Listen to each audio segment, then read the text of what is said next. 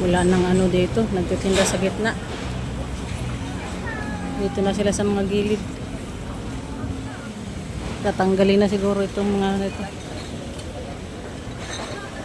Ito guys yung palengke na ano, nasunog. Yung second floor. Puro damitan. Sa taas, mga tela, mga uniform. Pati dito sa baba. Pati dito sa baba.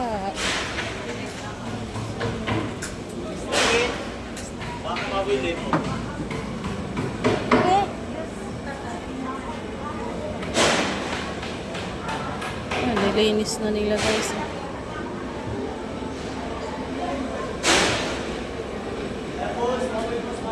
Ito yung ano, mga stall ng ano, processed food, mga frozen.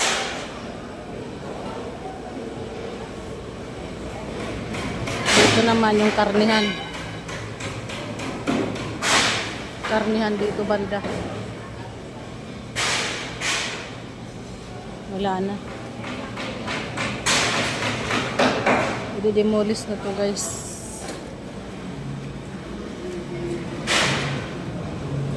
Dito sa baba isdaan, kamanukan. Hindi sila nasalit, kasunog.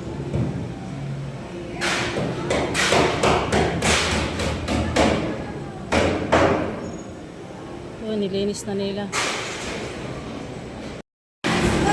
Dilim.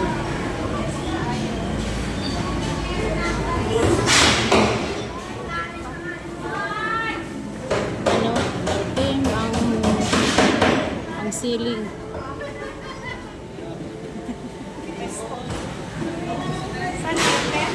Ha? Saan kayo?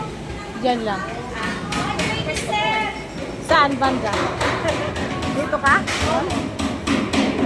Hindi mo na-save yung mga paninda mo? Gabi kasi. Pero doon nag-umpisa sa taas, di ba? Di, yung sunog, saan nag-umpisa? Yung mga ano dyan? Yung mga asukal dyan? Bakit nasali sa taas? Ay, doon pala nag-umpisa sa ano, may mga asukal, mga ano yun, plastic. May mga plastic yun din doon. Pero kung naano ka agad yun, hindi yun naakit sa taas. Nakula lang doon. Kaya nga hindi nag-umo yung mga tao. Kuha sa mga paninda kasi akala makula doon. Malayo-layo pa kasi din. Opo, oo. Hindi naman nakula na agad eh. Ang bumberong pumasok una, wala may laman tubig. Di ba nakakatuwa? Bakit sila pumunta na wala namang tubig? Akala may dry run dyan. Ah.